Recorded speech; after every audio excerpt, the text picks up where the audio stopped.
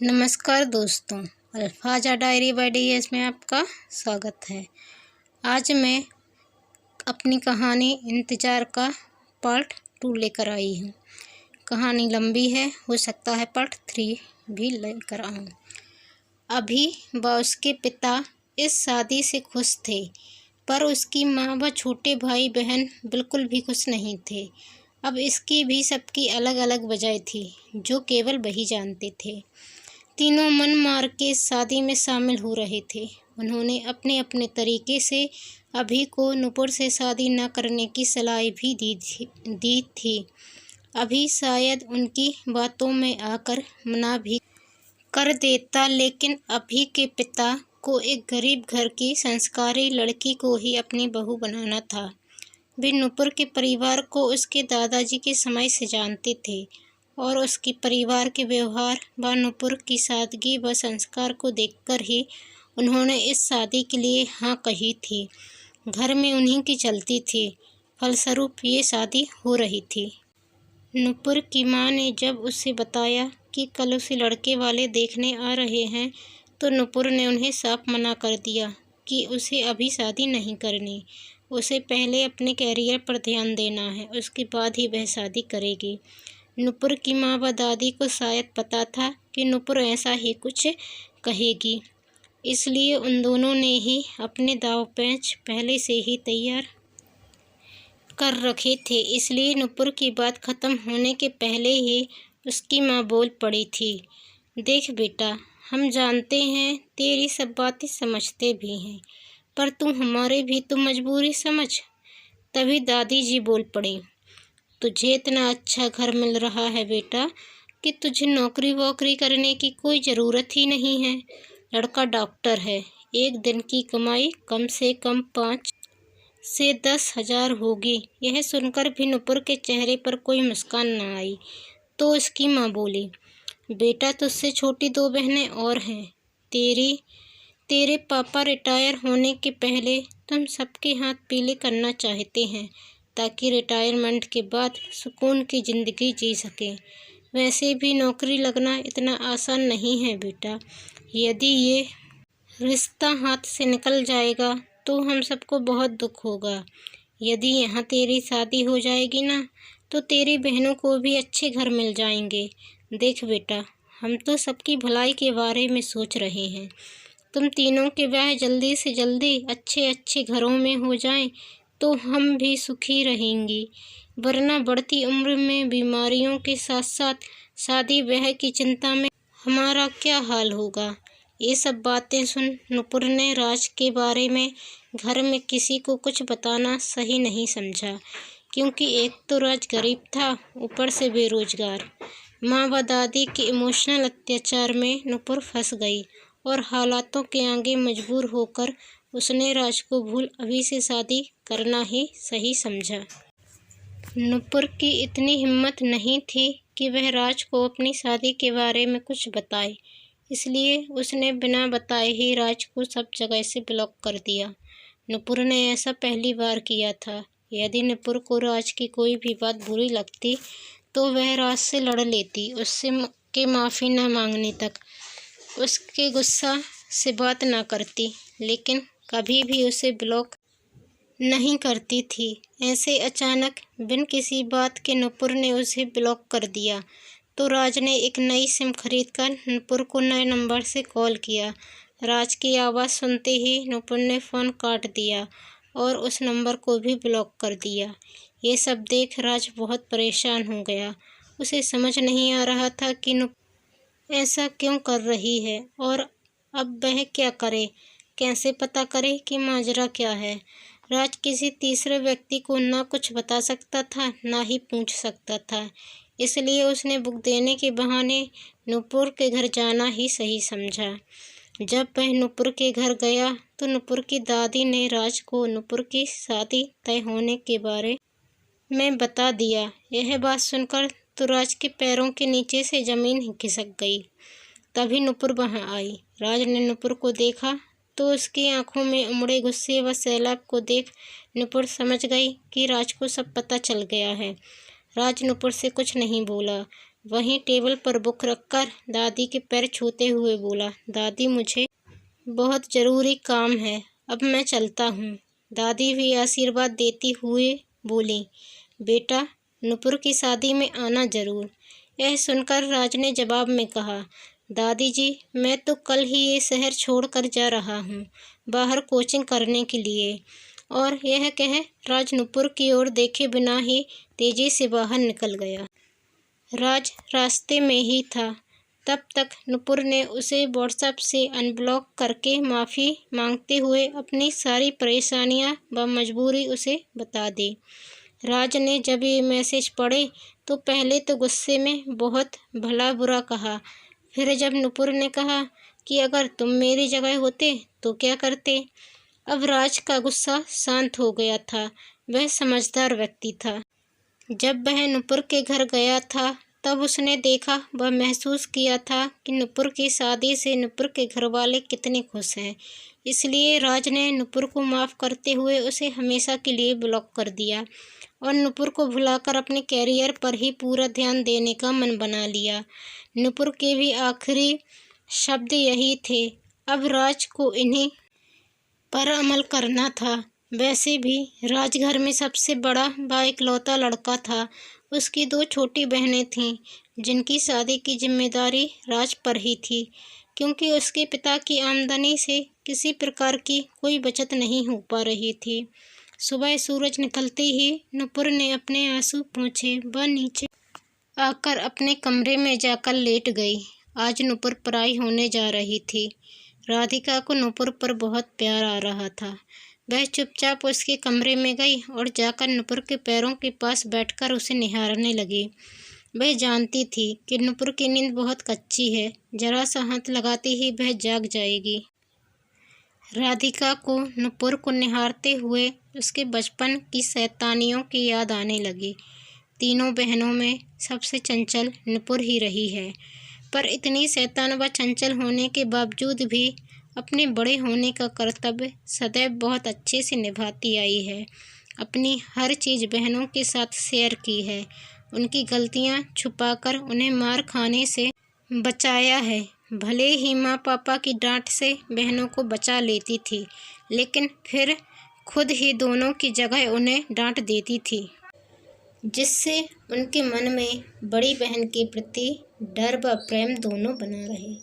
जब कभी राधिका की तबीयत खराब हो जाती तो अकेली ही सारे घर की जिम्मेदारियां बड़े ही आसानी से निभा लेती थी। स्कूल जाना बंद कर देती थी।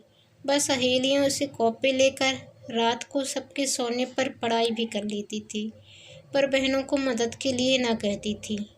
ये सब सोचते सोचते राधिका की आंखों से आंसू टपक कर नुपुर के पैर पर गिर गए। नुपुर सक पकाकर उठी। रो तो नुपुर पहले से ही रही थी। माँ को रोता देख उनके गले लग जोर जोर से रोने लगी। रोने की आवाज़ सुन दादी बड़बड़ाते हुए आईं। ये कौन सुबह से रोकर अपशकुन फैला रहा है? फिर राधिका व नुपुर को रोते हुए देखकर उनकी आंखों में भी आंसू आ गए, पर दादी अपने आंसू छुपाते हुए राधिका से बोली, तू तो रुला रही है सुबह सुबह हमारी बिटिया रानी को, जानती है ना सुबह सुबह रोना अपशगुन होता है। फिर दादी नुपुर के सर पर हाथ फेरते हुए उसे चुप कराया और राधिका को चाय बनाने के लिए भेज दिया। चाय पीकर सब अपने अपने काम पर लग गए। रात होने पर जब बारात आई तो संजय के सभी रिश्तेदारों ने मिलकर बारात की बहुत अच्छी आवभगत की। शादी समारोह का अरेंजमेंट व खाना वगैरह कुछ भी खास नहीं था। वो सब देखकर नुपुर के ससुराल वालों के मुँह तो बन रहे थे, लेकिन संजय के सभी रिश्तेदारों ने मिलकर बारात की जो आवभगत की उससे उनका मुँह खुल नहीं पा रहा था। सभी नुपुर के परिवार व रिश्तेदारों की एकता व व्यवहार से अति प्रसन्न थे। ऐसा लग रहा था कि सब रिश्तेदार न होकर नुपुर का एक बेहद बड़ा सा परिवार थे। रिश्ते क्या होते हैं, रिश्तेदारी क्या होती है, यह अब अभी की माँ को अच्छे से समझ आ रहा था। उन्हें समझ आ रहा था कि हमारे यहाँ रिश्तेदार केवल नाम के होते हैं। अब उन्हें अपने पति का निर्णय सही लग रहा था। नूपुर की सासू माँ व नंद देवर के मन में जो कड़वाहट थी वह शादी के बाद नुपुर ने अपने कुशल व्यवहार व संस्कारों से दूर कर दी थी। जल्द ही नुपुर के ससुराल के सभी लोगों के मन में अपनी जगह बना ली थी। अभी तो नुपुर की सुंदरता पर फिदा था ही, उसके व्यवहार व चंचलता से वह उसका मुरीद ही बन गया। अभी उसे बेहद प्यार करता था। अभी से इतना प्यार व सम्मान पा अपने नए घर परिवार में रच बस कर नुपुर खुश तो बहुत थी। वह भी अभी को तन मन धन से अपना पति स्वीकार कर चुकी थी, फिर भी वह राज को भुला नहीं पा रही थी। आखिर उसका पहला व सच्चा प्यार जो था राज, वही दशा राज की थी। वह जितनी कोशिश करता नुपुर को भुलाने की, उतना ही असफल रहता। इसलिए उसने खुद को व्यस्त रखना शुरू कर दिया। पुणे में एक छोटी सी प्राइवेट जॉब करने के लिए चला गया। 8 घंटे की जॉब के बाद वह अपनी पढ़ाई में जुट जाता। वह अब पहले से ज़्यादा मेहनत करता था, क्योंकि उसे पता चल गया था कि प्राइवेट जॉब में मेहनत बहुत ज़्यादा है व पैसा बहुत कम है। 1 साल के अथक प्रयास से आखिर राज को IPS की जॉब मिल ही गई। उसकी पहली पोस्टिंग कोटा राजस्थान में हुई। नुपुर अपने नए घर संसार में रचने बसने लगी थी। तभी उसकी ज़िंदगी में एक ऐसा तूफान आया जो अंदर तक उसे तोड़ गया। 1 साल की खुशियां बस तो दे ही पाया था अभी उसे कि एक कार एक्सीडेंट में उसकी मौत हो गई। पहले अपने प्यार, फिर अपने पति को खोने का सदमा नुपुर बर्दाश्त नहीं कर पा रही थी। उसकी कोई संतान भी नहीं थी जिसका मुँह देखकर वह सब कुछ भूल जाती। नुपुर ने अभी की मौत के बाद जैसे खुद को ही सजा देना सा शुरू कर दिया था। एक्सीडेंट वाले दिन नुपुर भी अभी के साथ कार में ही थी। अचानक से कार का ब्रेक फेल हो गया था। जब अभी को इस बात का अंदाजा हुआ तो वो कार को सुनसान खेतों के बीच ले गया। जब नुपुर ने पूछा कि ये कहाँ ले जा रहे हैं हम, तब अभी ने नुपुर को ब्रेक फेल होने की बात बताई और नुपुर कुछ कहे या समझ पाती, इसके पहले ही अभी ने कार का गेट खोल कार को खेतों के बिल्कुल पास ले जाकर नुपुर को वहां धकेल दिया। इस तरह अचानक धकेल देने से नुपुर खेतों में बहुत दूर तक चली गई। सर पर थोड़ी चोट लगने से तुरंत ही बेहोश हो गई। अभी कहाँ गया वह देख ही नहीं पाई, न चीख व चिल्ला पाई। जब होश में आई तो सबको रोते हुए देखा। अभी की मौत की खबर जब नुपुर के कानों में पड़ी तब उसे ऐसा गहरा सदमा लगा कि ना नुपुर कुछ बोली ना रोई, बस शून्य में ताकती रही। सब लोगों ने उसे रुलाने की कोशिश की ताकि उसका गम थोड़ा कम हो जाए, पर उसे तो जैसे किसी की बात सुनाई ही नहीं दे रही थी। 4 दिन तक ना कुछ खाया, ना पिया, ना बोली, ना रोई, एकदम जड़ बनी रही। कहते हैं ना किसी के जाने से जिंदगी थमती है। अभी के जाने के बाद नुपुर के माता पिता व सास ससुर दोनों को नुपुर की चिंता सताने लगी। उनके जाने के बाद नुपुर अपना जीवन किसके सहारे जिएगी। 26 साल की उम्र में ही वह विधवा हो गई थी। बहनें व ननंद अपने ससुराल में थीं। इकलौता देवर जो विदेश पढ़ने गया तो लौटा ही नहीं, वही मनपसंद शादी कर ली व वहीं जॉब कर सेटल हो गया। अपने माँ बाप व सास ससुर का ध्यान रखते हुए नुपुर ने डॉक्टरी की पढ़ाई कर ली थी। अभी की मौत के 5 साल बाद अभी की पुण्यतिथि पर ही उसके क्लिनिक का रेनोवेशन कर नुपुर आज डॉक्टर बन अभी की कुर्सी पर बैठी थी। नुपुर के माता पिता व सास ससुर हमेशा उसे दूसरी शादी करने के लिए कहते रहते, लेकिन नुपुर हमेशा मना करती रहती। वे नुपुर के जीवन का अकेलापन महसूस करते थे, क्योंकि हमेशा मुस्कुराते रहने वाली नुपुर अब कभी भूल से भी न मुस्कुराती थी। राज भी अपनी दोनों बहनों की शादी कर चुका था, पर अपनी शादी की बात सुनकर ही गुस्सा होने लगता। राज के परिवार वाले समझ ही नहीं पा रहे थे कि राज शादी क्यों नहीं करना चाहता। जब उस पर ज़्यादा जोर देकर पूछा जाता तो कहता अच्छी लड़की मिलने पर कर लूँगा। अभी तक लगभग 10 लड़कियां देख चुका था राज, लेकिन सबके लिए मना कर दिया। जब घरवाले मना करने की बजाय पूछते तो साफ साफ कुछ बता ही नहीं पाता था, या शायद उसे खुद भी पता नहीं था कि वह हर लड़की में नुपुर को ही खोज रहा था। एक दिन राज अपनी माँ के साथ अपनी बहन की ननंद की शादी से लौट रहा था कि रास्ते में अचानक से उसकी माँ की तबीयत बहुत ख़राब हो गई। उन्हें मेजर अटैक आया था। माँ की तबीयत देख राज ने ड्राइवर को तुरंत पास के किसी हॉस्पिटल चलने को कहा। सबसे पास नुपुर का हॉस्पिटल ही था, इसलिए ड्राइवर ने वहीं गाड़ी रोक दी। वैसे तो नुपुर के लंच का टाइम हो गया था, सारे पेशेंट भी निपट गए थे। उसने घर जाने के लिए मोबाइल व कार की चाबी उठाई ही थी कि सिस्टर ने आकर उसे बताया, अभी अभी एक इमरजेंसी आई है। उम्र दराज लेडी है, तबीयत बहुत नासाज लग रही है, आप जल्दी चलिए। नुपुर भागती हुई सी गई व उनका इलाज कर जब बाहर निकली तो राज नुपुर को और नुपुर राज को देख चौंक गए। राज के मुँह से, माँ कैसी है डॉक्टर? सुन नुपुर थोड़ा मुस्कुराते हुए राज को सांत्वना देते हुए बोली। राज, माँ बिल्कुल ठीक है, तुम चिंता मत करो। तुम लोग एकदम सही समय पर माँ को हॉस्पिटल ले आए। उन्हें मेजर अटैक आया था, लेकिन अब सब सही है। और तुम मुझे डॉक्टर क्यों कह रहे हो? नुपुर कहो ना। नुपुर जब लंच के लिए घर नहीं आई और कॉल करने पर कॉल भी अटेंड नहीं की तो नुपुर की सास ने रिसेप्शनिस्ट को कॉल करके पूछा। जब उसने नुपुर के बिजी होने का कारण उन्हें बताया तो नुपुर की सास ने अपने पति के हाथ से नुपुर के लिए टिफ़िन भेज दिया। जब नुपुर के ससुर हॉस्पिटल आए तो उन्होंने देखा कि नुपुर के केबिन में एक लड़का बैठा हुआ है, जिससे नुपुर बहुत हंस हंस कर बातें कर रही है और बहुत खुश नज़र आ रही है। नुपुर को बहुत समय बाद ऐसे हंसते हुए देखकर उनके चेहरे पर भी खुशी आ गई। इतने में नुपुर ने अपने ससुर को देख लिया। वह अंदर बुलाकर राज से उनका परिचय करवाया। नुपुर के टिफ़िन से उसके ससुर ने राज को भी लंच कराया।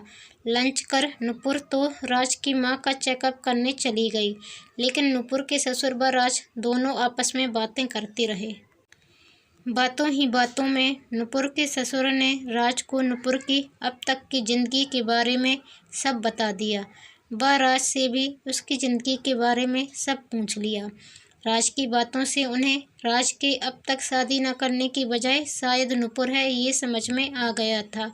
नुपुर व राज दोनों एक दूसरे से मिलकर जिस तरह खुश थे, यह देखकर नुपुर के ससुर को यह अंदाज़ा तो हो गया था कि दोनों बेस्ट फ्रेंड हैं और एक दूसरे को बहुत अच्छे से समझते हैं। राज की माँ को हॉस्पिटल में करीब 1 हफ्ते रहना था।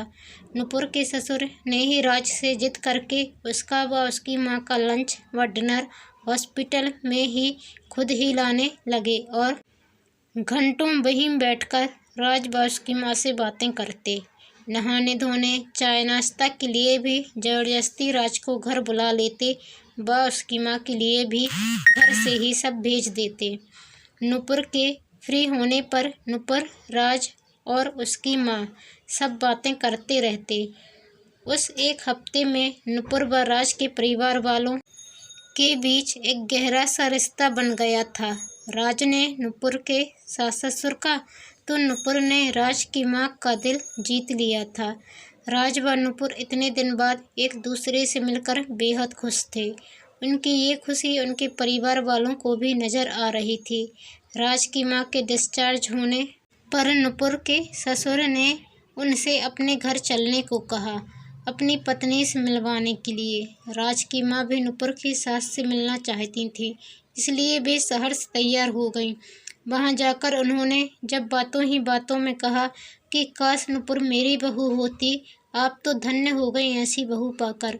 यह सुन तुरंत नुपुर की सास ने उनके सामने राज व नुपुर की शादी का प्रस्ताव रखते हुए कहा, बहन जी, ये कहते हुए अच्छा तो नहीं लग रहा कि आप एक विधवा को अपने घर की बहू बनाएं, और हम भी अपने लड़के को खो चुके हैं, अपनी बहू को किसी को नहीं देना चाहते।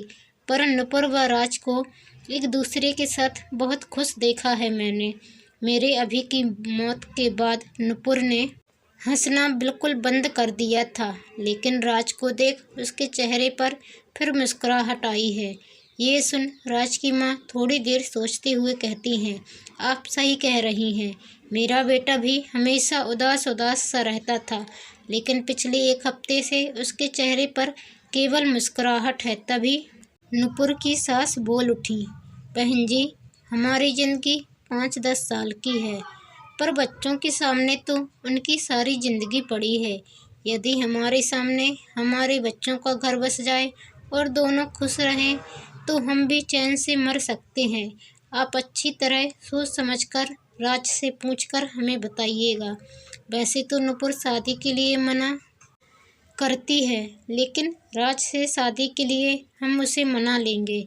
हॉस्पिटल से घर वापस आने पर राज की माँ ने यह सब बातें अपने पति को बताईं और एक दिन दोनों कुछ लड़कियों की फ़ोटो रख राज के सामने बैठ गए। राज की माँ ने राज से कहा, इनमें से किसी एक को पसंद करके जल्दी से बता, क्योंकि अगले महीने हमें तेरी शादी करवानी ही है। बहुत हो गया तेरा, अब तेरे एक भी ना चलेगी, अब तो मैं बहू लाकर ही रहूँगी। यह कहते हुए राज की माँ ने राज के सामने सब लड़कियों की फ़ोटो फैला दी, जिनमें से एक फ़ोटो नुपुर की भी थी। जब राज की नज़र नुपुर की फ़ोटो पर गई तो उसने तुरंत उसे उठाते हुए पूछा, ये तो नुपुर की फ़ोटो है। तभी उसके पिता ने कहा, ये लड़की तुम्हें पसंद है? सिर्फ हाँ या ना में जवाब देना। पापा की ये बात सुन राज खुश होते हुए बोला, मेरी पहली व आखिरी पसंद यही है।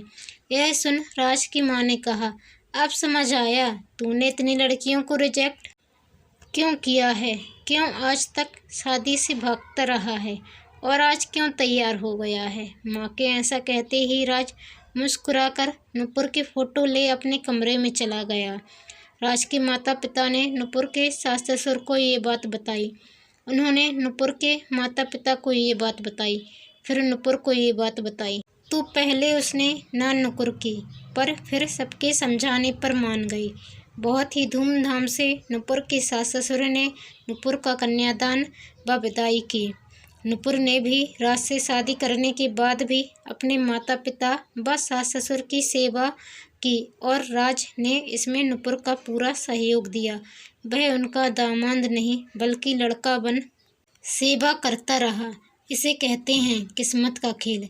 नुपुर की किस्मत में राज था तो पर उसके पहले अभी व अभी के माँ बाप का प्यार था।